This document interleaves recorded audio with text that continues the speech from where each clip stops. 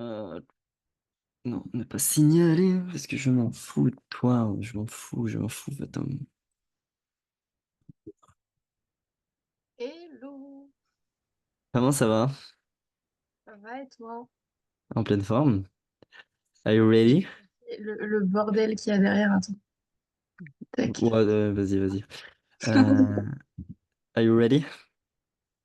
Ouais, est-ce qu'il y a besoin des écouteurs ou pas? En vrai, non, moi je t'entends bien. Ok. Euh, Bon, ouais. je t'entends bien. Attends, je regarde juste les paramètres d'enregistrement avant de faire une connerie. Paramètres audio, afficher, enregistrer un fichier destin, et ça, c'est good. Yes! Petite mise en contexte, en vrai. Bah, de toute façon, je t'en ai déjà fait part. Il n'y a rien de plus simple. C'est une conversation, tous les deux. Si tu as envie de t'imaginer qu'il y a 100 personnes qui nous écoutent, tu peux t'imaginer qu'il y a 100 personnes qui nous écoutent. Euh, c'est ce que j'aime aussi dans le podcast, c'est en vrai, c'est une discussion. Tu as le droit de me poser des questions à des moments si tu as envie de me poser des questions parce qu'on est dans une discussion, ça t'intéresse d'avoir mon avis.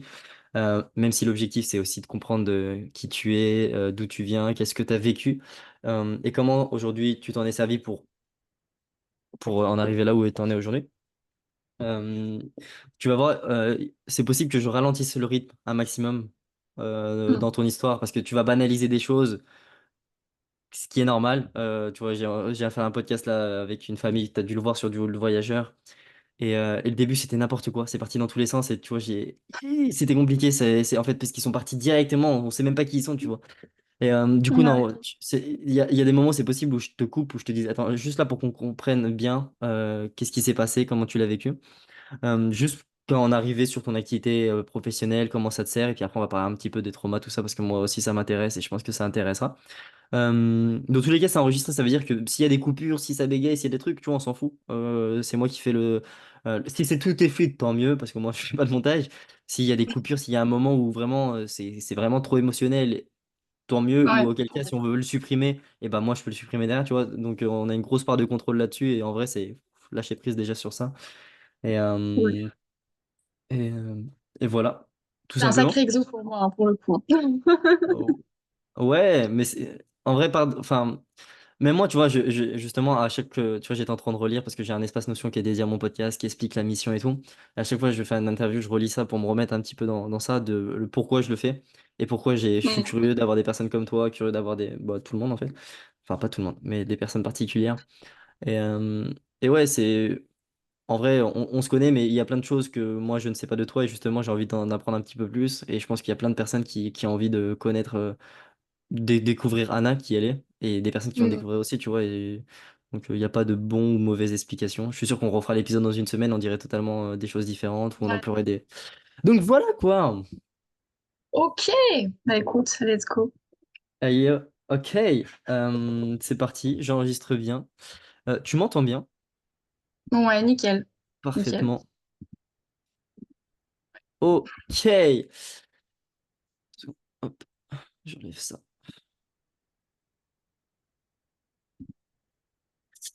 Salut tout le monde, et j'espère que vous allez bien. Aujourd'hui, j'ai le plaisir d'avoir une invitée très spéciale pour moi parce que c'est une personne que j'apprécie particulièrement. Anna, comment ça va? Écoute, ça va super bien. Je suis archi contente d'être avec toi aujourd'hui, quoi. Trop bien. Hmm. Ouais, et enfin, j'aime bien raconter des petites anecdotes au début. Il y a quoi? Ça s'est prévu en une semaine? 2 semaines? Même pas? L'épisode de podcast? Ouais, ça s'est fait super rapidement. Bah, c'était ouais, il y a 2 semaines à peu près, je pense. Il y a deux Ouais, semaines, ouais, ouais. Anna m'envoie un petit message et j'avais pensé déjà à toi parce que, bon, on se connaît, on a fait co-living ensemble, on est dans la même école de coaching, de toute façon, on va en parler. Et je me suis dit, mais let's go l'interviewer. Je pense qu'elle a beaucoup de choses à nous partager de par son parcours, de par ce qu'elle met en place aujourd'hui.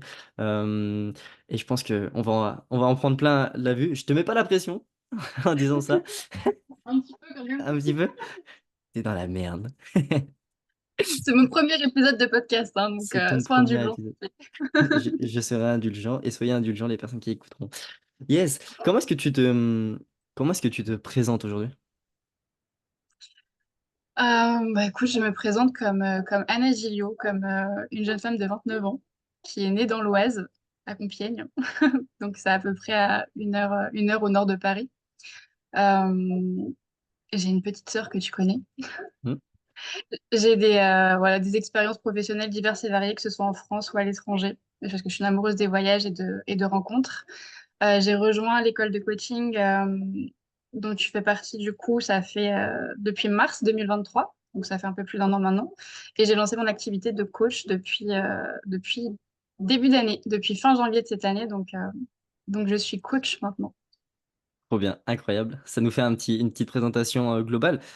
Tu le sais très bien, je crois que je te l'ai dit aussi hein, dans l'introduction, j'aime bien comprendre d'où vient cette personne qui s'est lancée dans une école de coaching, d'où vient cette conviction. Euh, Est-ce qu'il y a des événements marquants que moi je dois savoir, que les auditeurs doivent savoir pour qu'on en apprenne un petit peu plus sur toi? Des événements marquants dans ta situation familiale en particulier peut-être? Ouais, carrément. Par où commencer? C'est ça la question. En fait, d'apparence, j'ai eu une enfance plus ou moins cool, tu vois. J'ai pas été élevée par mes parents, par mes grands-parents maternels pour le coup, parce que ma mère travaillait beaucoup et mon père était violent physiquement en fait. Il a subi lui-même de la violence de la part de mon grand-père, du coup de son père, et il a reproduit exactement les mêmes schémas. Mais j'ai grandi du coup avec mes grands-parents maternels. Et, d'apparence, ça se passait bien. J'ai reçu de l'amour, voilà, on jouait avec moi, on m'apportait ce que dont j'avais besoin. Euh, mais malgré ça, je me suis toujours sentie à part, tu vois. J'ai été une grande partie de ma vie violente, en fait, avec les hommes en règle générale. J'aimais pas qu'on me touche, j'aimais pas qu'on soit trop proche de moi, mais simplement avec les hommes. Et j'ai pas trop compris pourquoi jusqu'au début de mon adolescence. Et, euh, et j'ai commencé à travailler sur moi assez tôt, à essayer de comprendre un peu mes réactions, comprendre un peu d'où pouvait venir ce type de comportement. Et j'en ai déduit, je sais pas trop comment, que j'avais été agressée sexuellement par un voisin. En tout cas, c'est l'histoire que je me racontais pour pouvoir commencer mon processus de guérison. Donc j'ai évolué avec ça. Ça, tu te la racontes à quel âge, cette histoire, à peu Je près? pense que ça commençait ouais, fin de collège à peu près. Ok, déjà Fin de fin de collège. collège, tu... Ok, incroyable.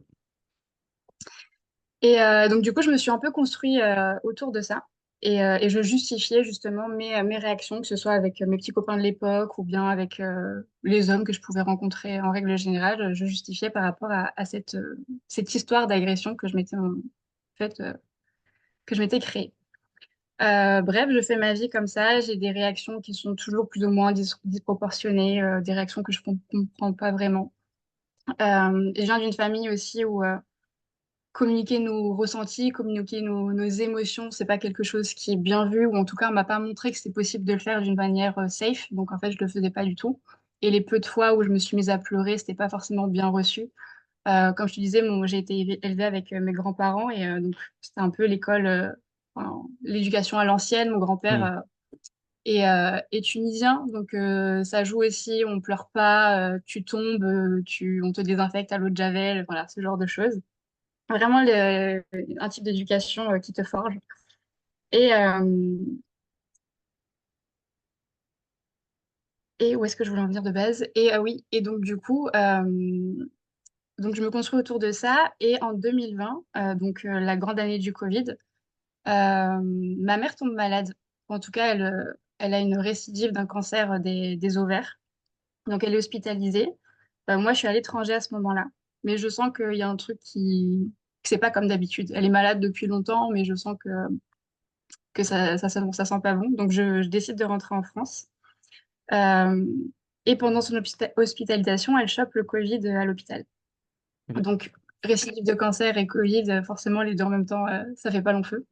Donc, elle décède assez rapidement. Et juste avant son décès, elle nous apprend elle a subi du coup de l'inceste de la part de son père, donc le grand-père qui m'a élevée, et que ça avait été aussi le cas avec moi.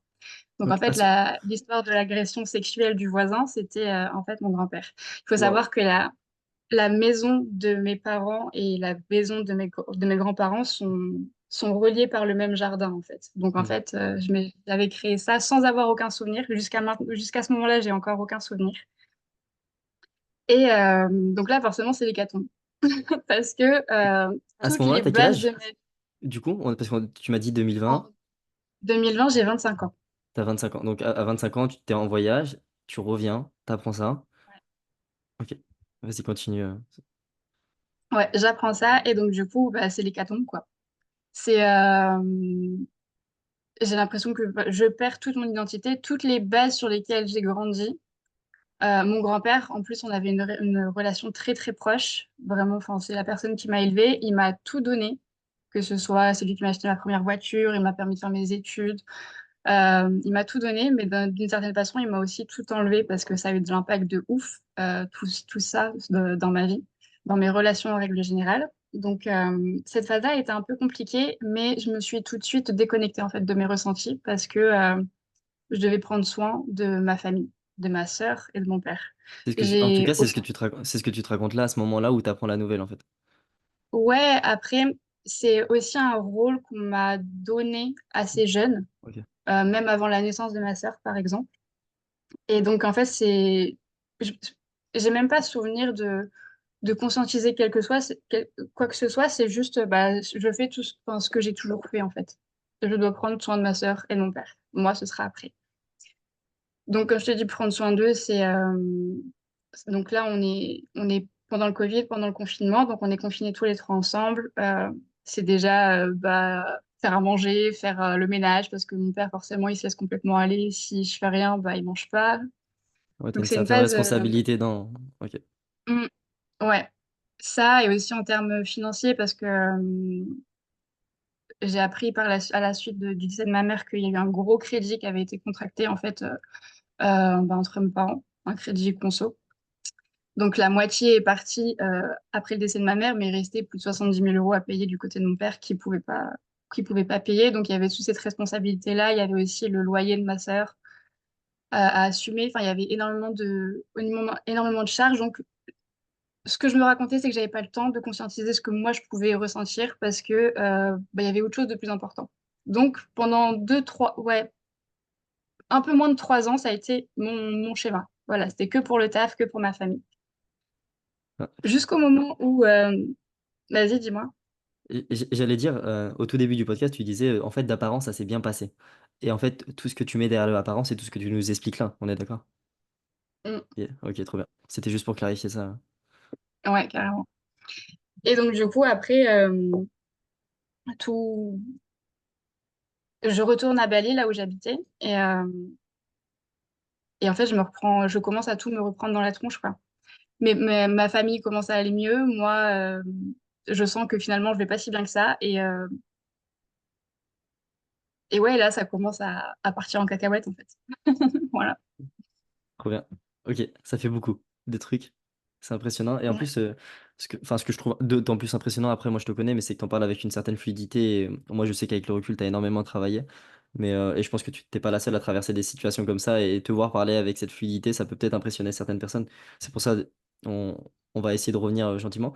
Au moment où tu apprends le décès de ta mère et donc tu apprends cette chose sur ton grand-père, qu'est-ce qui te fait le plus mal en particulier? Parce que j'entends que tu préfères. La solution que tu vois sur le coup, c'est éteindre tes ressentis, de pas laisser de Mm. place. Mais qu'est-ce qui te fait le plus mal dans tout ça, concrètement? Ce qui me fait le plus mal, c'est ce qui a été le plus déroutant pour moi, c'est d'avoir deux parties de moi vis-à-vis de mon grand-père, en fait. Hmm.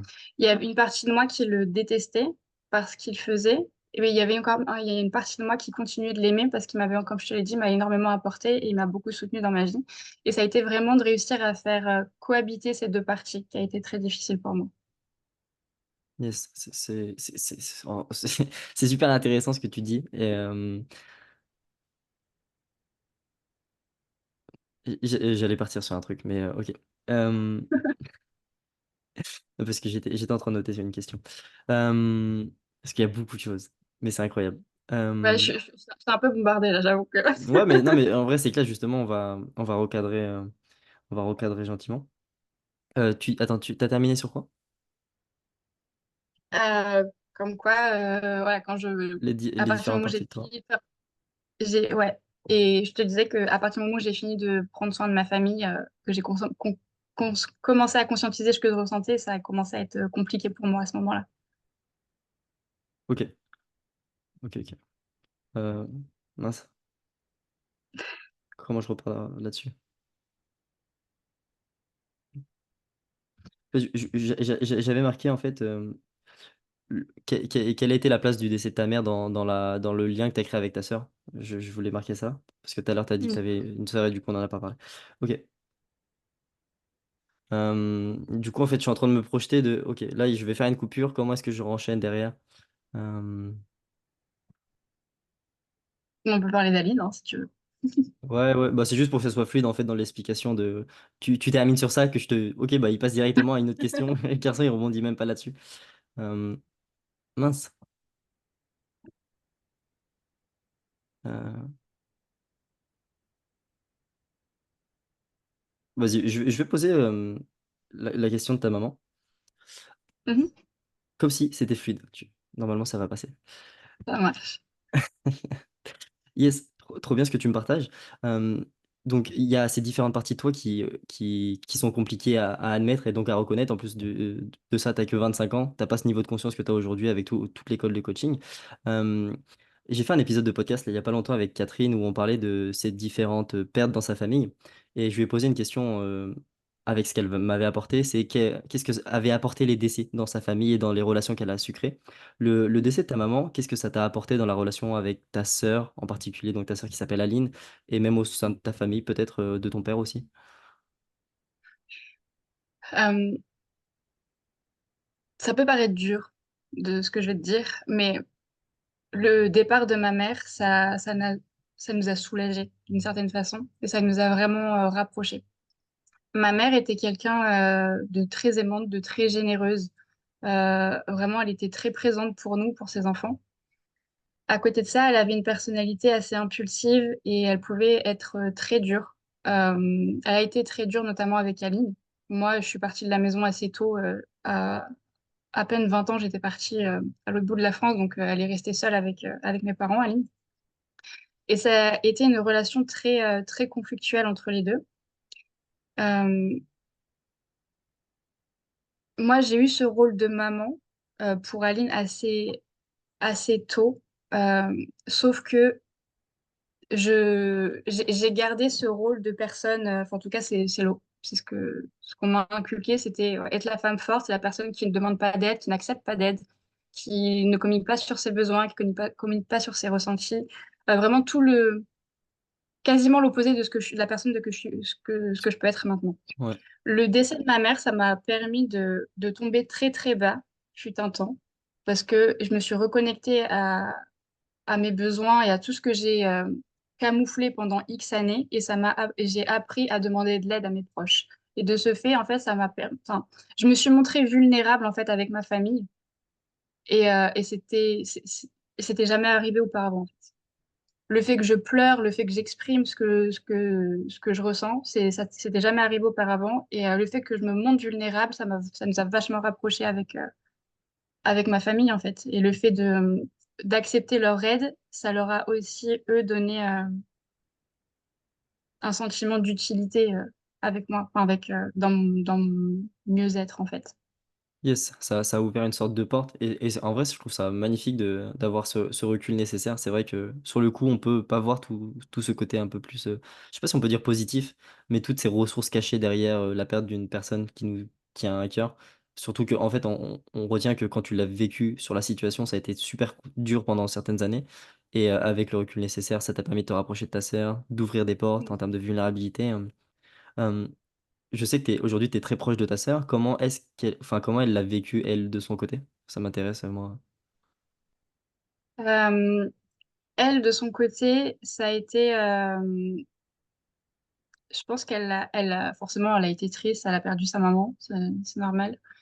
Mais elle a encore plus été ressenti justement ça peut être vraiment dur, hein, même pour les personnes qui écoutent ce que je dis, mais vraiment de sentir en fait cette libération au Mm. départ de ma mère, parce qu'elle prenait tellement de place dans sa vie que Aline, elle n'a pas pu vraiment se développer finalement en fait. Et donc le départ de ma mère, ça lui a vraiment permis de s'autoriser à être elle-même et ouais, d'apprendre à se découvrir finalement.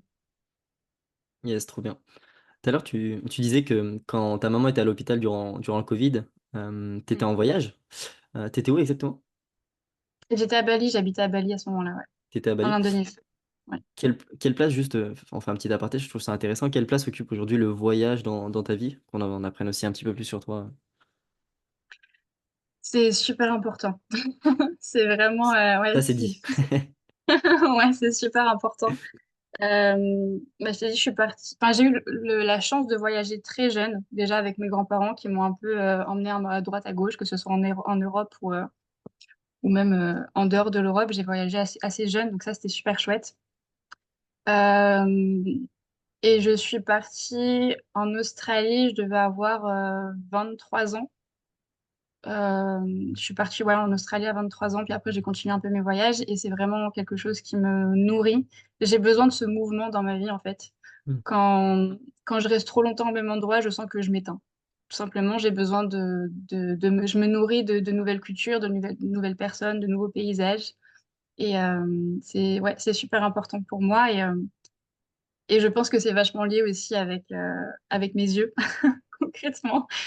Pour les gens qui savent pas trop, du coup, je suis malvoyante. J'ai une maladie génétique qui me pousse du coup je pense aussi à voyager, à avoir un maximum de belles choses parce que la finalité, c'est une cécité. Il n'y a pas de traitement pour le moment. Donc ouais, je voyage pour voir un max de trucs. C'est beau. C'est beau. Mm. Cette maladie, c'est vrai que moi, tu m'en avais parlé. Tu l'as appris quand, ça? C'est une naissance? Comment ça se passe? Ouais, ouais, c'est de naissance. En fait, c'est une maladie du coup génétique, la plupart du temps héréditaire. Ok. Donc, ma grand-mère maternelle l'avait. Ma mère était porteuse du gène, elle l'a exprimé, donc elle a développé des symptômes relativement tardivement. Et après, donc moi, j'ai hérité du gène, ma sœur ne l'a pas eu. En fait, on est suivi depuis petite, vu que c'est connu dans Hmm. la famille, quoi. Yes. Eh ben. Moi, tu m'en avais parlé du coup durant la semaine au co-living et c'est vrai que ça m'avait impressionné de comment est-ce que et puis ça se voit en fait dans ton parcours de comment est-ce que tu arrives à te servir de tout ça comme un tremplin et toi, de toute façon ça va être aussi l'objectif de comprendre pour ça, c'est la mission du podcast de comprendre comment est-ce que tu t'en sers aujourd'hui pour avancer. Avant ça, je reviens sur tu as parlé de ta relation avec ton grand-père malgré tout ce qu'il a fait Mm. et de voir aussi la relation. Aujourd'hui, quelle est ta relation quelques années plus tard? Après avoir appris tout ça, qu'est-ce qui a changé? Qu'est-ce qui a évolué? Est-ce qu'il y a des gros changements? Comment est-ce que toi, tu vois les choses? Ma relation avec lui à l'heure actuelle, c'est ça que tu veux dire? Ouais, Bah, à l'heure actuelle, on n'a plus du tout de contact. ok. J'ai plus de contact avec lui depuis le décès de ma mère. En fait, à partir du moment où j'ai appris tout ça, vraiment coupé court. Donc au départ, il n'a pas du tout compris. J'étais harcelée d'appels, puis enfin, j'ai pas cherché à vouloir communiquer. Donc là, maintenant, il est relativement âgé. Il est né en 1933, donc ça date. Et donc, il commence un peu à perdre sa tête. Donc, il se souvient plus trop de ses petits-enfants, à s'y dire. Et il n'y a pas si longtemps que ça, il a été hospitalisé parce que justement, bah, il commence à être vieux. Suite à une chute, c'est comme ça chez les personnes âgées en général, ils chutent et puis après, ils reviennent pas forcément de l'hôpital. Hmm. Et donc, du coup, il y a eu cette question de est-ce que je vais le voir, est-ce que je vais pas le voir? Donc, Yes. c'est une question qui m'a trottée pendant quelques jours. J'ai décidé d'aller le voir parce que je me suis dit que j'aurais eu des regrets de ne pas le voir s'il décédait. Donc j'ai été le voir et Tiens, attends, juste, donc, si on ralentit, comment ça se passe le cheminement? Parce qu'en vrai, c'est impressionnant ce que tu nous dis. Tu nous as expliqué toute la situation et pour autant, quelques années plus tard, tu as cette discussion de ces différentes parts de toi qui disent est-ce que je vais le voir? Comment est-ce que tu t'écoutes à ce moment-là? Parce que il y a forcément des personnes qui vont nous écouter, qui vivent ou qui ont vécu une certaine forme de situation exacte comme la tienne. Qu'est-ce qui se passe dans ta tête, concrètement? ce qui se passe dans ma tête, c'est déjà bah, ce questionnement. C'est est-ce que je vais le voir, est-ce que je vais pas le voir? Peser le pour, peser le contre. J'ai eu la chance aussi de faire un entraînement de coaching à ce moment-là, donc c'est le sujet que j'ai abordé pour me faire coacher, pour savoir si c'était la décision enfin, quelle décision j'allais prendre. Donc ça a mis beaucoup de clarté en fait sur mes pensées. Et la décision finale, elle s'est portée sur moi, c'est-à-dire sur ce que moi j'avais besoin. Et moi j'avais besoin d'exprimer. tout ce que j'avais vécu pendant ces années où on s'était pas parlé et à quel point il m'avait fait mal, mais à quel point j'étais reconnaissante de tout ce qu'il m'avait apporté aussi.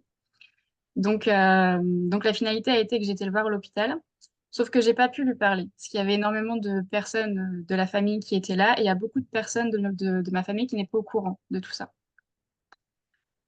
Donc j'ai pas eu mon moment seul avec lui, mais ce qui s'est passé, c'est que je me suis mis, je vois encore les images, je me suis mis en face de son lit, il était face à moi, et en fait, je lui ai dit tout ce que j'avais besoin de lui dire, mais dans ma tête, en fait.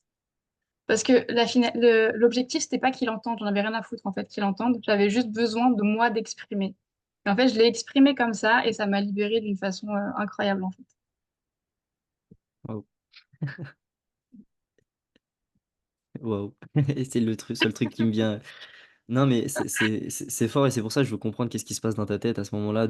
J'entends que tu poses le pour et le contre, que tu écoutes en fait ton besoin, c'est ton besoin d'exprimer les choses, de dégager ce que tu as au fond de toi pour, pour par la suite de l'aventure.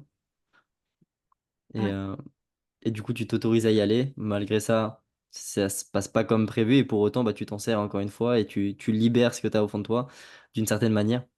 Euh, Tu dis ça t'a libéré. Quelle différence ça a fait là, le fait d'avoir fait ce pas, j'allais dire ce petit pas qui est énorme, hein, mais ce petit pas dans ta vie.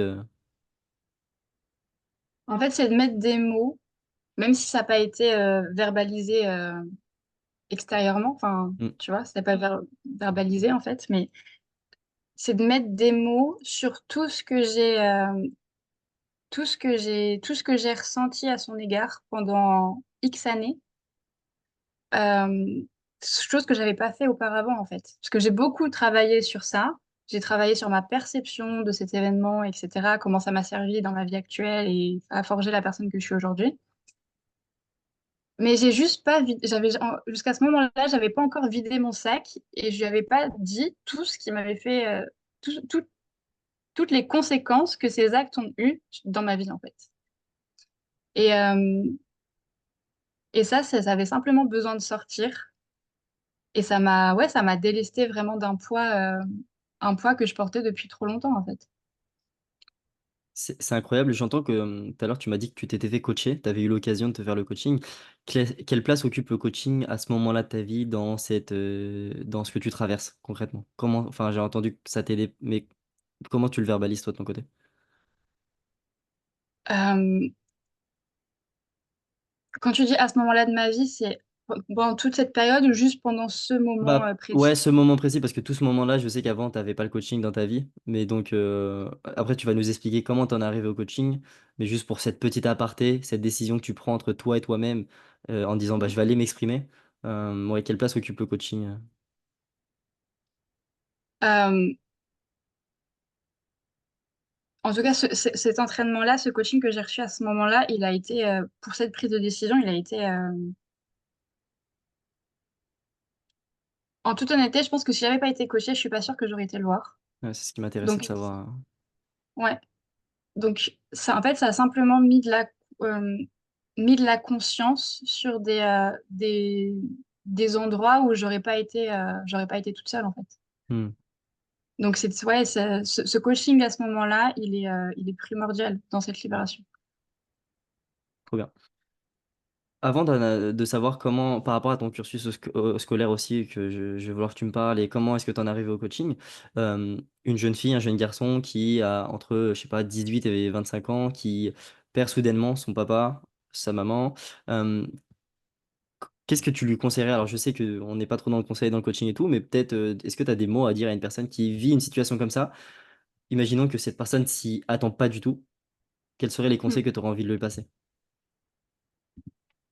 Euh, les conseils que je donnerais, c'est déjà de vivre ses émotions, en fait. Parce que pour moi, c'est vraiment la clé, mais de tellement de choses. Enfin, vraiment d'expérimenter, de vivre pleinement chaque émotion, que ce soit de la colère, que ce soit la tristesse, et peu importe ce qu'on peut ressentir à ce moment-là, mais simplement d'être pleinement dans l'émotion, de la vivre pleinement, et c'est la première étape du deuil pour moi, en tout cas. Yes. Parce qu'à partir du moment où tu refoules tout ça, c'est le début de la galère, vraiment. Et je fais le lien avec ce que tu disais tout à l'heure au début où tu as dit que bah, tu avais mis de côté tes ressentis. Ouais, donc je parle en connaissance de cause, pour le coup. T'es bien placé pour nous expliquer ça. Mais trop bien, non, mais je pense que c'est important de prendre ce temps bah voilà, il y a une personne qui traverse, comment est-ce qu'elle fait pour? Ben, la première étape, c'est déjà d'écouter ses émotions et je sais pas, peut-être, est-ce que tu as d'ailleurs un exercice sur la gestion des émotions qui pourrait appliquer très rapidement face à une situation comme ça? Un super outil de libération émotionnelle, que je trouve, c'est l'écriture, tout Hmm. simplement. J- Écrire, c'est... J'y pense. ouais, écrire, alors j'ai plus j'ai plus le temps en tête, mais à partir du moment où on écrit non-stop pendant X minutes, on arrive à l'inconscient, en fait. On déconnecte complètement du conscient, donc on peut écrire des choses qui sont complètement... qui n'ont pas de lien forcément les uns avec les autres, avec la phrase d'avant, mais on va vraiment toucher là où c'est ce qui a besoin d'être exprimé, ce qui a besoin d'être ressenti. Et l'écriture, ouais, je trouve que c'est un super outil. Trop bien. Reprenons un petit peu ton parcours scolaire, du coup, donc ça nous fait revenir un petit peu en arrière. Pendant toute cette période-là, entre tes 18 et 25 ans, qu'est-ce que tu fais comme étude avant de enfin, te lancer dans le coaching, du coup? Alors, donc j'ai fait un bac STG. STG, qu'est-ce que c'est ça? Ça me parle pas. STG, alors je sais plus comment ça s'appelle maintenant, mais c'était Sciences technologiques de la gestion. Ah, ok. En général, c'était les gens qui étaient envoyés là-bas, qui étaient considérés un peu comme les nuls de l'école, C'est un peu la concrètement. STMG, c'était un peu la STMG. Oui, c'est ça, c'est exactement, Ah, c'est la nouvelle STMG, mais nous, c'était parce que STG à l'époque. moi aussi, je fais partie de la team, du coup. Ah bah voilà. Et en fait, de base, je voulais aller en ES, mais j'étais nulle en maths, donc du coup, on m'a foutu en STG. Mais ça a été voilà, hyper intéressant pour la gestion d'entreprise, notamment. Exactement, Ça c'est a ce que été- je dis à tout le monde. Ouais, voilà, ça a Vraiment. été intéressant. Donc, j'ai eu mon bac en STG et je suis partie directement après l'école. J'ai préparé mon concours d'entrée à l'école d'infirmière et le bac en même temps. Donc, je suis rentrée à l'école d'infirmière parce que j'ai toujours voulu avoir un métier tourné vers les autres. Donc j'ai fait 3 ans en licence soins infirmiers. Donc, j'ai été diplômée en 2016. Ouais, 2016. Et après, je suis partie directement à Marseille pour commencer à bosser à l'hôpital. Et voilà, en fait, au niveau de mon parcours scolaire, en tout cas, ça a été assez simple. Yes. Juste parce que c'est ça, j'ai jamais discuté de ça. Qu'est-ce qui te plaît dans le métier d'infirmière en particulier? Il y a le fait que ça soit tourné vers les autres, mais de ton expérience personnelle de ces 3 ans, qu'est-ce qui t'a plu dans ce métier? Qu'est-ce que tu retiens de positif en particulier, du coup? Donc ouais, le fait que ce soit tourné vers les autres. Après, j'adore depuis toujours comprendre comment fonctionne le corps humain. C'est vraiment, voilà, j'adore ça, et notamment le cerveau. Je ne sais pas pourquoi j'ai une, euh, une Addict, attirance par cet organe, mais je le trouve fascinant. t'es addict, t'es addict. Ouais, carrément. Enfin, je le trouve vraiment fascinant. Donc, ouais, comprendre comment on fonctionne, en fait, est très intéressant pour moi. Comprendre, donc, au niveau physiologique, mais au niveau psychologique aussi. Et ce que j'ai beaucoup apprécié, c'est tous les stages qu'on peut faire pendant nos 3 ans d'école dans différentes spécialités. Et, euh, et voilà, ça, c'était cool. Donc, comprendre comment on fonctionne et surtout, bah, après, voilà, se sentir utile et apporter l'aide à l'autre et surtout le côté relationnel aussi qui était hyper important pour moi. C'est intéressant, du coup, tu as déjà cet engouement pour enfin, l'intérêt apporté sur le cerveau humain, comment fonctionne le corps. Bon, c'est en lien directement aussi avec ce que tu as vécu et donc le métier d'infirmière, d'un côté. Euh, Comment se passe cette transition entre le métier d'infirmière et donc le domaine du coaching? Est-ce qu'il y a quelque chose entre-temps ou dis-moi? Ouais, ouais, carrément. Donc, j'ai bossé du coup en tant qu'infirmière à Marseille. Après, je suis partie en Australie. J'ai bossé aussi en Ouais, tant du coup, qu'infirmière en Australie. Je suis arrivée à Bali et en fait, ils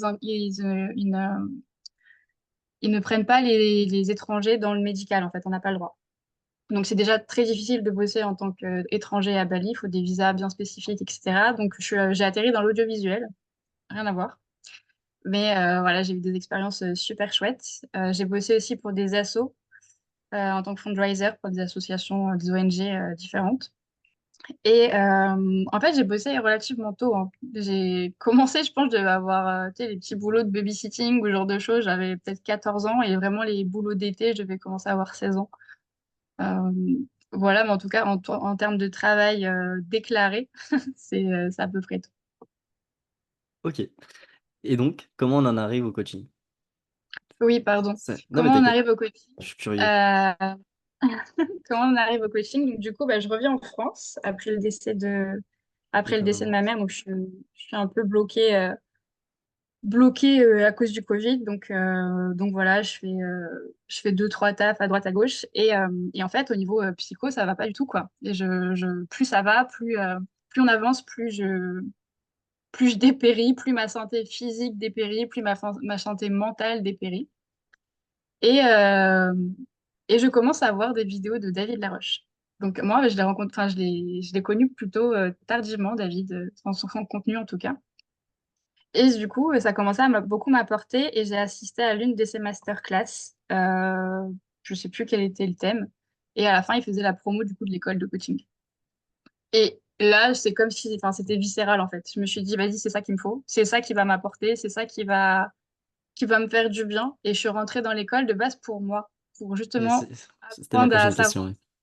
Ouais, bah, je suis rentrée dans l'école pour moi, pour comprendre comment je fonctionnais et comprendre, voilà, juste m'apporter un mieux-être en fait et pouvoir aussi accompagner mes proches. Mais mon but était absolument pas de devenir coach et cette envie, elle arrivait relativement rapidement parce que j'ai vu ce qu'on pouvait apporter avec deux, trois questions. Et, euh, et voilà, la transition, elle s'est fait comme ça en tout cas. Trop bien. Tu vois, j'ai une question qui me vient là, c'est qu'est-ce qui fait que tu t'autorises à faire ces choix particuliers? C'est pas des choix faciles. T'es en voyage, bon, en particulier, t'es amené un peu obligatoirement à revenir en France. J'entends que ta santé mentale et santé physique se détériorisent. D'ailleurs, qu'est-ce que tu mets derrière tout, enfin, ce mot détérioré? Je sais pas, il me semble que tu as employé ce terme-là. Comment ça se traduit chez toi? Euh, Ma santé générale n'allait pas bien, c'est-à-dire que déjà j'étais hospitalisée pour tout et pour rien. Je chopais des choses, mais en fait, ma santé physique n'était que le reflet de ma santé mentale. C'est-à-dire que Ah, c'est intéressant.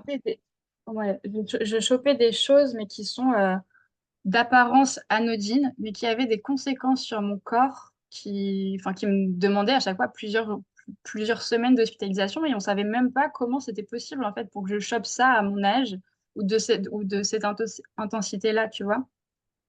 Et, euh, et au niveau mental, je...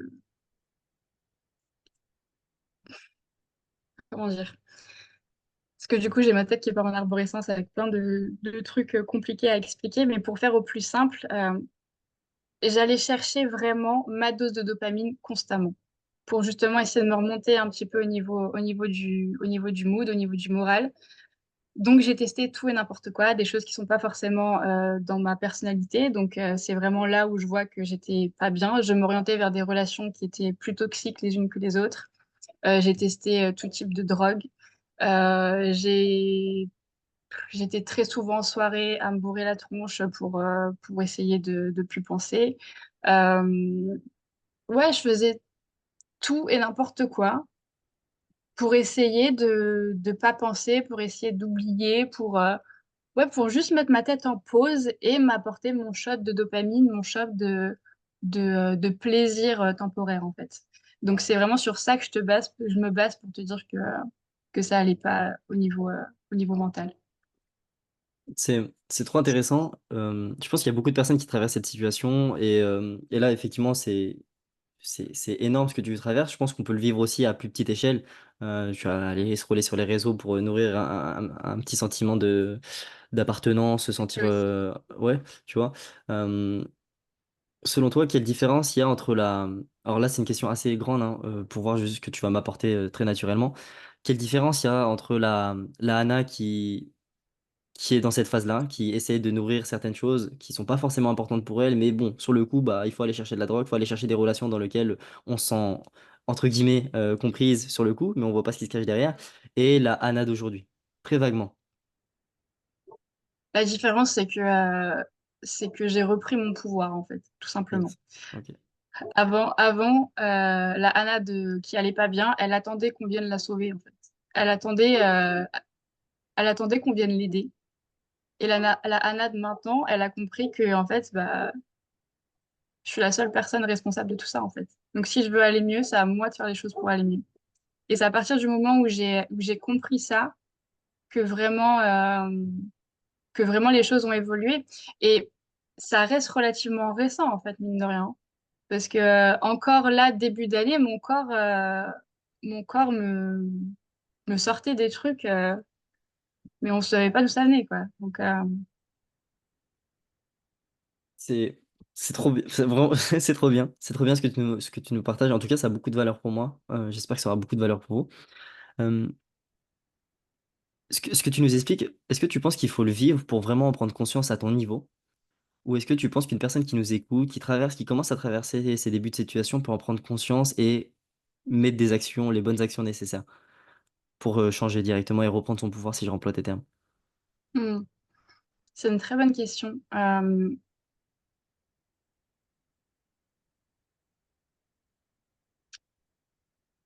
suis un peu partagée parce que si on m'écoute juste à parler comme ça peut être un concept qui reste juste théorique, en fait. Tu Mmh. vois, dire, OK, bah, je reprends mon pouvoir, mais comment ça se passe, comment on fait, tu vois? Euh, Mais à partir du moment où tu l'expérimentes et que la douleur est tellement importante que c'est ton seul moyen, ta seule locomotive, en fait, où t'as plus le choix, bah, ça prend une autre ampleur, je pense. Donc, on peut bien évidemment le mettre en place et c'est mieux, de toute façon, de le mettre en place en amont. Mais à partir du moment où tu te retrouves dans la situation que je peux décrire ou une situation similaire, tu peux ne que le mieux le comprendre, en fait. Yes. En tout cas, ça fait écho et même moi, à plus petite échelle, tu vois, juste avec des concepts de coaching qu'on pense comprendre et quand tu le vis pas toi-même, tu vois, quoi, Mm. c'est, casser une croyance ou juste, tu vois, la hiérarchie de valeurs. Quand tu le vis pas toi-même, que ce soit, je sais pas moi, la dernière chose, c'est, en particulier d'un point de vue business, bah, tu comprends vraiment à tout autre niveau quand ça t'arrive à toi dans ton quotidien. Et c'est pour ça que, ouais, démystifier un peu tous les concepts de, bah, effectivement, qu'est-ce que ça veut dire reprendre son pouvoir? Je pense qu'on va rentrer un peu plus dans le détail, mais je trouve que c'était une aparté importante à justifier aussi, quand même. C'est Trop quelque bien. chose qui te parle, toi, le fait de reprendre son pouvoir, justement? Ouais, carrément. Carrément, carrément. À plus petite échelle, en tout cas, je pense. En tout cas, par rapport à ce que j'ai vécu moi. Mais ce qui a fait la différence aussi, ça a été de prendre conscience que j'ai une certaine forme de responsabilité dans énormément de choses, et plus que je ne le pense.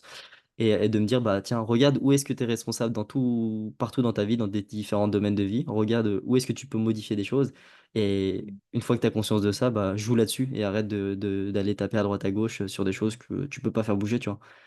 Mm. Et quand j'ai fait ça, j'ai fait, OK, là, il y a beaucoup de choses que je peux modifier dans ma vie. Et donc, en particulier, reprendre une certaine forme de pouvoir dans ma vie quotidienne. Et donc, c'est pour ça, ça fait typiquement écho à ce que tu dis. Et je tiens juste à reprendre quelque chose que tu viens de dire qui est hyper important. Au départ, tu as commencé ce que tu viens de me dire en disant oui, je pense, mais à une plus petite échelle. Donc, peut-être que tu fais une comparaison avec moi, ce que j'ai Je pu fais vivre une et toi, ce que comparaison carrément. Et ça, c'est quelque chose qui est vraiment à bannir, limite, j'ai envie de dire, parce que, en fait, il n'y a pas de petite ou de grande expérience. Et c'est hyper important à comprendre ça. C'est qu'à partir du moment où ça a l'impact sur nous, ça compte. Mm. On- et moi, la première, hein, tout de suite, on va comparer des choses avec des. Enfin, on va comparer nos ressentis avec notre vécu, avec des choses qui nous paraissent beaucoup plus graves, alors qu'à partir du moment où nous, on a ressenti des émotions, où ça nous a impacté d'une façon ou d'une autre, il n'y a même pas à comparer, en fait. Parce qu'il n'y a que toi qui as vécu ça, tu vois. Carrément. C'est pas moi qui dirais le Enfin, contraire. c'était important pour moi de reprendre ça. Mais t'as totalement raison et ça a sa place ici en plus. Donc, non, non, mais c'est enfin, tellement aligné avec ce que tu dis. Euh, pour revenir au coaching, alors bon, on va pas trop rentrer dans le détail de comment se passent les débuts dans le coaching. Plus de quelle place. J'ai entendu tout à l'heure, tu disais le développement personnel. Bah voilà, je suis tombé dedans un petit peu, mais je pense qu'une fois qu'on tombe tous dedans, on devient un petit peu amoureux. Mais aujourd'hui, quelle place ça a aujourd'hui dans ton quotidien? Et après, on va parler un petit peu de ton activité de coaching par rapport à ce que tu fais. Mais ouais, quelle place ça a quotidiennement? Le dev perso, Ouais, fou, ça a une énorme place, en fait. Je peux même pas quantifier le nombre d'heures que je passe à lire, à apprendre sur moi-même, à écouter des podcasts, déjà, ça fait partie de ma routine quotidienne. C'est-à-dire que le matin, je me lève, je fais mon yoga, ma méditation, je vais lire mon bouquin, je vais écouter des podcasts, et autant le soir quand je vais me coucher et faire mes gratitudes de la journée et tout ce que je peux avoir pour le moment, quoi. Donc ça fait partie intégrante de ma vie, intégrante de mon quotidien et ça même, enfin, ça contribue à mon équilibre en fait. Je vois bien que si un jour je me lève plus tard et que je loupe une de ces étapes, bah ma journée je la vis pas de la même façon, quoi. Yes. Mais en vrai, je pense que beaucoup. En tout cas, moi, c'est un peu la même chose. Mais bah, après, c'est que ça fait partie de nos valeurs quotidiennes et on met beaucoup d'énergie, beaucoup de temps là-dedans.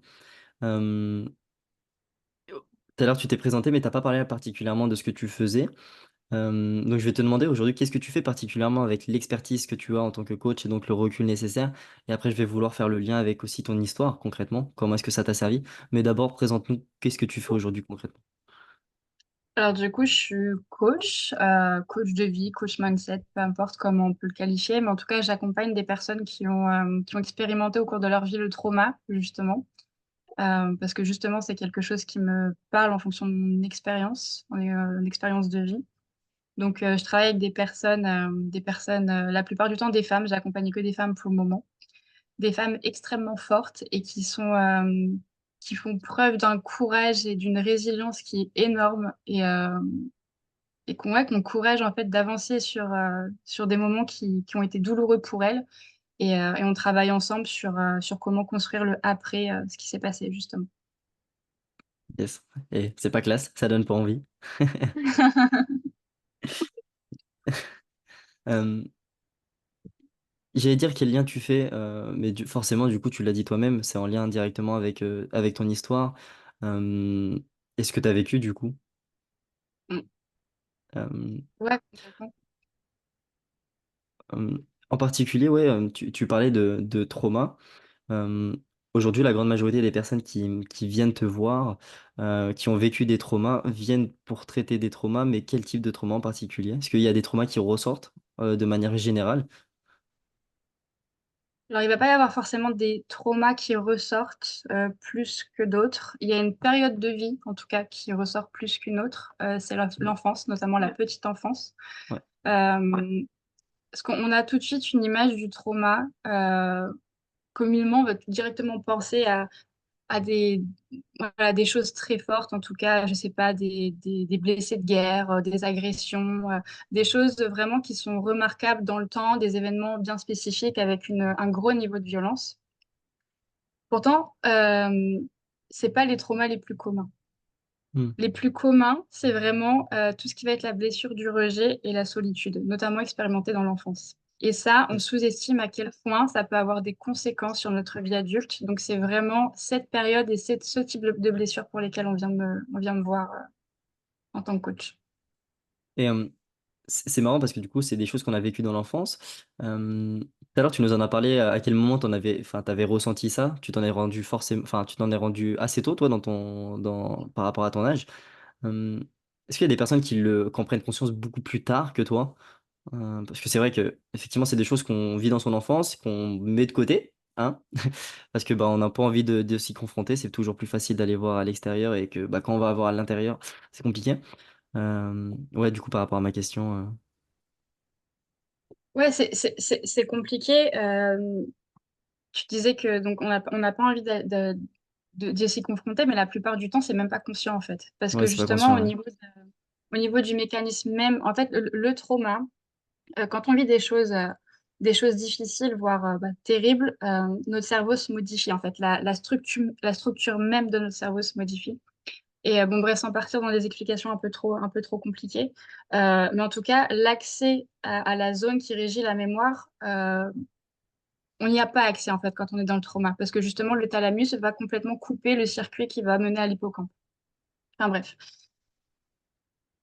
ta question de base, c'était, excuse-moi, Est-ce qu'il y a des je sais personnes pas. qui s'en rendent beaucoup. Enfin, est-ce qu'il y a des. Tu vois, je te demandais est-ce qu'il y a des personnes qui s'en rendent beaucoup plus. Enfin, qui s'en rendent forcément beaucoup plus tard. Et effectivement, tu disais que c'était pas quelque chose qu'on en avait forcément conscience, c'est plus dans le subconscient et ça arrive du jour au lendemain, on se dit, ah tiens, là c'est bizarre. Ouais, en fait, ça peut arriver du jour au lendemain ou ça peut être juste déjà d'avoir ce sentiment de mal-être ou même, en tout cas, même si consciemment on n'a pas on ne se souvient pas des choses, notre cerveau, notre tête se souvient pas, notre corps, lui, se souvient. C'est pour ça que c'est très important de C'est beau ça. travailler aussi sur le corporel.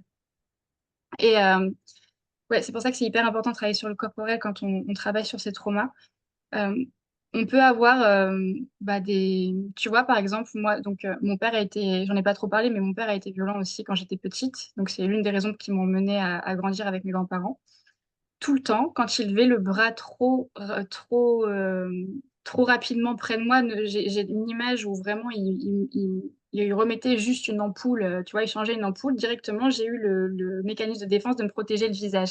En C'est fait, ça, c'est même impressionnant. pas conscient, c'est mon corps qui se souvient de ça. Tu vois, ce sont des réflexes. Et dans notre vie, on peut avoir ça, que ce soit, ça se traduise par de l'hypervigilance, par un tas de choses en fait. Et ça, c'est juste notre corps qui se souvient et qui a emmagasiné une tonne de souvenirs.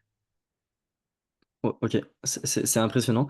La question qui me vient, même moi par rapport à un point de vue perso, est-ce que tout le monde a des traumas? Je pense que tout le monde a des traumas, ouais. Que tout le monde a expérimenté le trauma au cours de sa vie. Après, il y a une différence entre le trauma et le traumatisme. Je ne sais pas si tu le savais.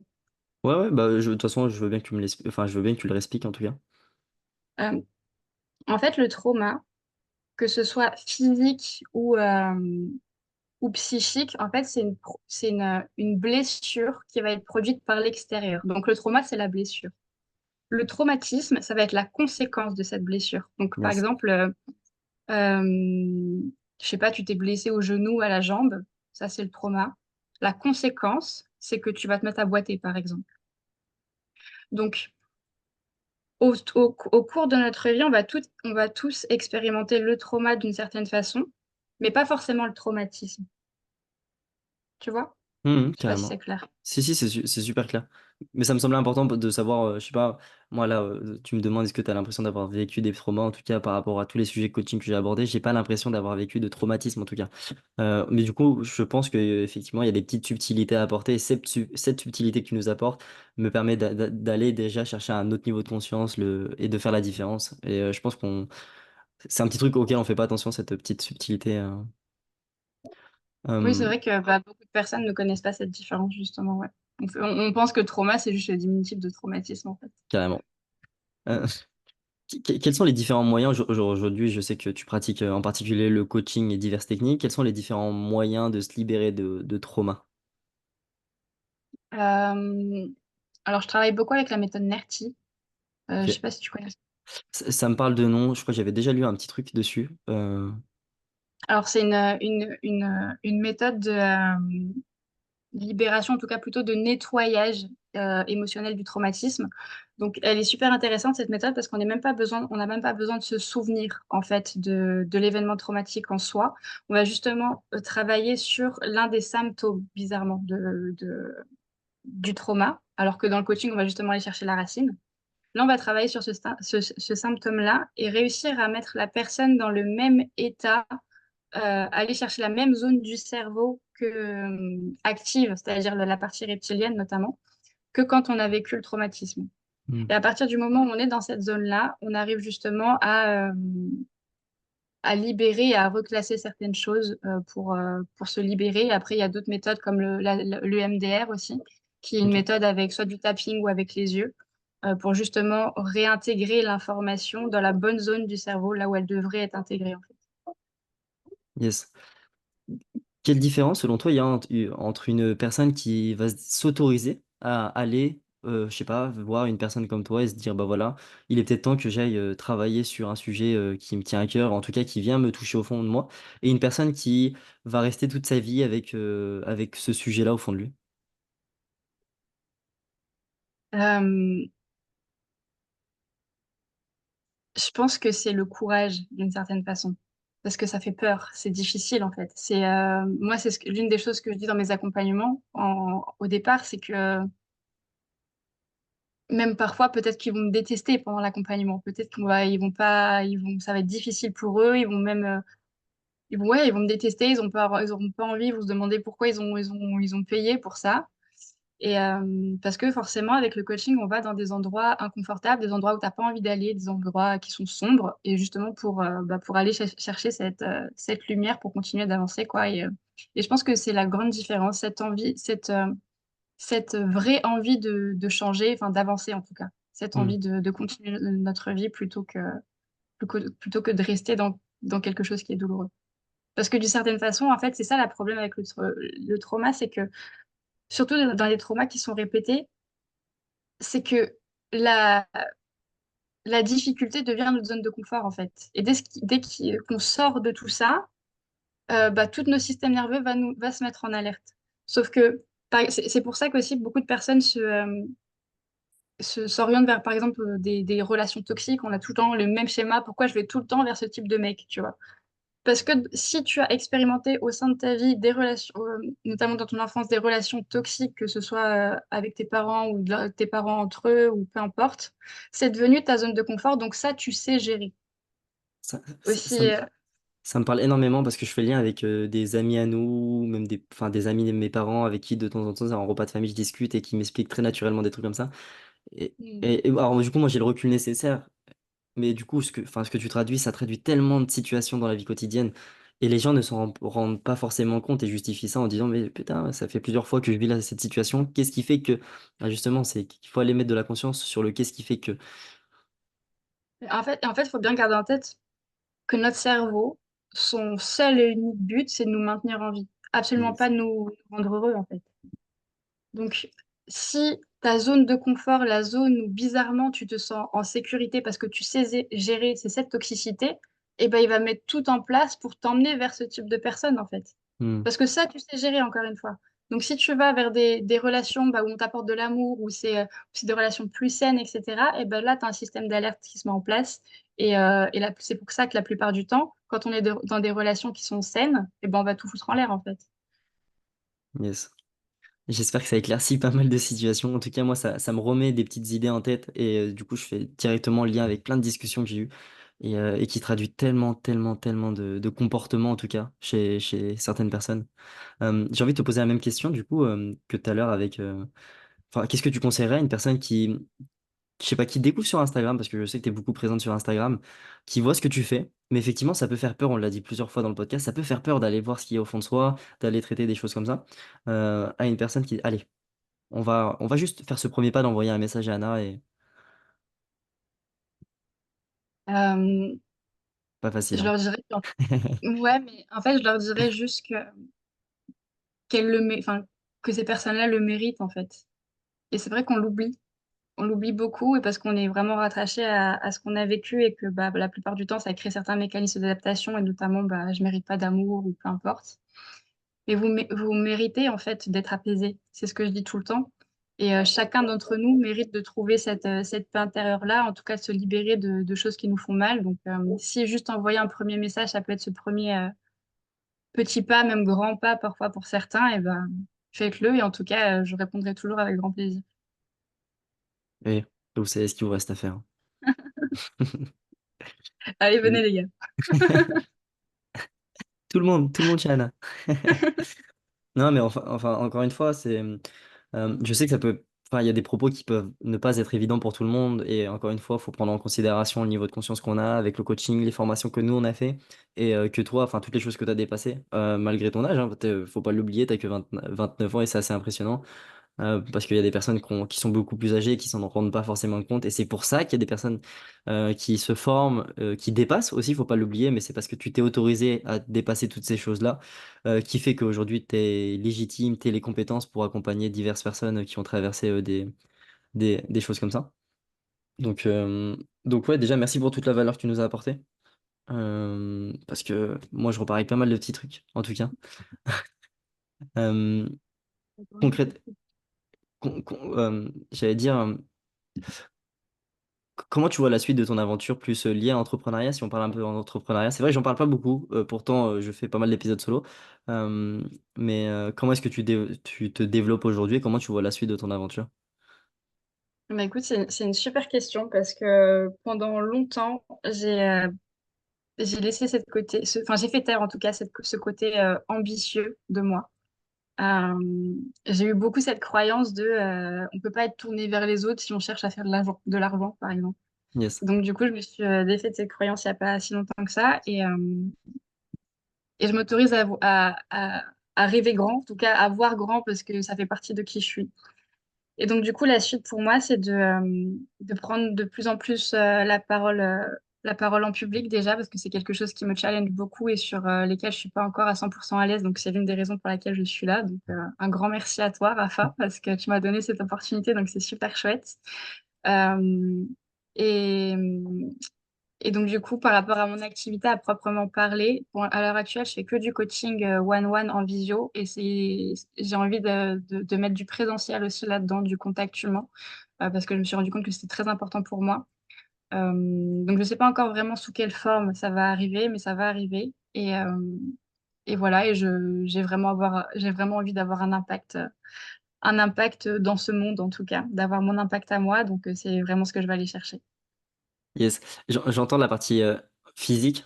Euh, ça serait quoi le truc que tu kifferais développer là? Alors, je me suis fait coacher il y a pas longtemps parce que du coup, je pensais à faire des retraites, sauf que ça résonnait pas à 100% avec moi. Et en fait, je me suis rendu compte que le mot qui résonnait vachement avec moi, c'était le mot séminaire. Yes, Tout ok. simplement parce qu'il y avait beaucoup plus de monde. Donc, je sais pas comment je vais mettre ça en place, en tout cas, et comment je vais pouvoir réunir assez de personnes pour que ça me fasse autant vibrer. Mais en tout cas, c'est ce que j'aimerais mettre en place à moyen terme, en tout cas.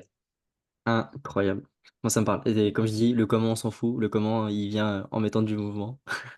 Exactement, c'est clair, c'est clair. C'est trop bien. Et sur cet aspect entrepreneurial, ouais, comment tu as réussi à dépasser ces croyances? Parce que je sais qu'il y a pas mal de coachs qui m'écoutent en particulier, qui ont envie de se lancer. Comment est-ce que tu t'es autorisé à te lancer, toi en particulier? Parce que tu nous as partagé les croyances que tu avais, que aider les personnes, c'était pas en relation avec le fait de faire de Mm. l'argent. J'y étais confronté aussi. J'ai mis du temps Mm. à dépasser cette croyance. Et pour autant, bah, quand tu t'autorises, tu vois que c'est compatible. Ouais, quel conseil tu donnerais? Comment est-ce que toi, tu as vécu la chose? Euh, Alors déjà, juste par rapport à l'argent, parce que je sais qu'il y a enfin, beaucoup de personnes que je peux côtoyer aussi ont cette croyance même à l'heure actuelle, tu vois, bah, on peut pas être tourné vers l'autre si on est tourné vers l'argent, quand si on cherche à faire de l'argent. Sauf que l'argent, ce que j'ai compris et ce que j'ai intégré maintenant, ça vient juste, alors j'ai le mot en anglais mais pas en français, ça vient juste amplifier qui on est et l'action qu'on a envie de donner, tu vois. À partir du moment où tes intentions sont bonnes et que tes intentions sont tournées vers les autres, avoir plus d'argent, ça va juste amplifier ça. Et donc, à partir du moment où j'ai intégré ça, bah, ça m'a permis vraiment de m'autoriser à faire plein d'autres choses, en fait. Et de me lancer dans l'entrepreneuriat, c'était vraiment au départ pour nourrir cette valeur liberté qui est super haute chez moi et pouvoir travailler via mon ordi, en fait, de n'importe où dans le monde. De base, c'était vraiment ça.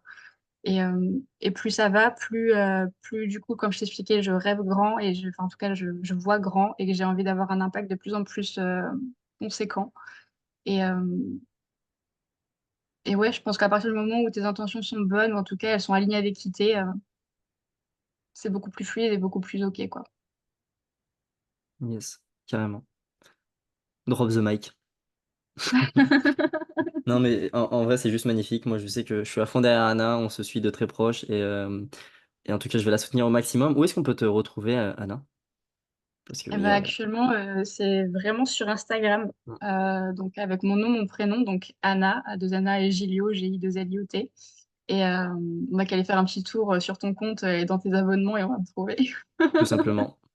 Mais dans tous les cas, dans la description du podcast, il y aura. Je vous recommande fortement d'aller voir son petit compte. Parce qu'il évolue pas mal en plus ces derniers temps et c'est trop trop bien. Et puis en Ouais. plus de ça, avec l'épisode de podcast qui sort aujourd'hui, vous allez en savoir un petit peu plus sur qui est Madame Anna. Mais en tout cas, ouais, merci beaucoup. Ça a eu énormément de valeur. Euh, Il y a un petit rituel que j'aime bien faire à la fin. Enfin, du coup, le rituel est très simple. C'est pour savoir si les personnes sont restées jusqu'au bout. De nous partager un Euh, petit mot marrant que tu aimes bien. Des fois, je reçois, la dernière fois, j'ai reçu, je crois, Jérém, que tu connais très bien, avait dit carotte. Et des fois, ça m'arrive de recevoir à 2 heures du matin le mot carotte par message. Le deuxième, c'était quoi, le carotte? Et il y avait. Moi, j'ai perdu. J'en ai reçu un il y a pas très longtemps en plus. Bon, c'est pas grave. Est-ce que tu as un mot marrant que- qui est en lien peut-être avec ton histoire et pour autant que tu utilises dans la vie de tous les jours, qui te signifie? euh, alors Tadadam. C'est lié à ma sœur, parce que tu dis lié à mon histoire, mais en tout cas, elle a eu un grand impact dans qui je suis maintenant, parce qu'elle m'a beaucoup soutenue. Et je sais pas pourquoi, avec ma sœur, on a ce surnom depuis petite, donc pas d'enfance. Les personnes qui s'appellent comme ça, ne soyez pas offensées, mais en tout cas, voilà, le mot pour le podcast, c'est Mouloud. Donc voilà, si vous avez écouté les de parce que attention, tu vas recevoir des mouloud dans tes messages, je te dis pas de conneries. Moi, je sais qu'ils vont recevoir en tout cas. Marquez Mouloud, tu l'écris comment Mouloud? Ou ah, ça se trouve, ils l'écrivent comme ils veulent, hein. Mouloude. C'est une petite dédicace à ma sœur. Voilà. Et voilà, dédicace à Eileen si tu passes par là. J'espère que cet épisode vous aura plu. J'espère que tu as kiffé l'exercice de ton côté. Comment est-ce que tu t'es senti? Mais c'était super. Je t'avoue que j'étais un peu stressée au départ. Et je pense que même je le sens aussi dans mon énergie. Je suis pas dans la même énergie au départ, enfin, que dans laquelle je me suis sentie, dans laquelle je suis maintenant. Ouais. Et tu mets les gens très à l'aise, et t'es très bienveillant. Et donc voilà, merci beaucoup à toi et je suis ravie d'avoir fait cet exercice avec toi. Cette première fois de podcast avec toi. Bah, écoute, merci beaucoup. Je sais que c'est pas un exercice facile pour tout le monde et même moi de mon côté, hein, en tant que podcasteur, je pense que c'est important de le dire, d'arriver à clarifier les sujets des personnes. Je te l'ai dit au début, on banalise souvent son propre histoire et c'est pour ça des fois je Mm. ralentis le rythme. Bien sûr, il y a plein de moments où je m'en veux parce que j'ai envie d'aller explorer certaines histoires, certains sujets, sauf que bah sur des histoires comme ça, tu t'en doutes, l'épisode il peut faire 3 heures et c'est un peu long. Peut-être on aura l'occasion d'en refaire un. Mais déjà, je pense qu'il y a pas mal de choses à en retirer de tout ça et de toute façon, vous retrouvez plus d'infos sur le compte Instagram de madame Anna et de toute façon, il y a plein de choses qu'elle va mettre en place très prochainement. On va la voir de plus en plus et le premier step, c'était de faire un petit épisode de podcast là-dessus donc voilà. Hâte de recevoir des petits moulouds et merci beaucoup à toi, Anna. Merci beaucoup, Rafa. Merci à Allez, toi. ciao. Salut. Yes! Tadadam. Alors suspendre, arrêter.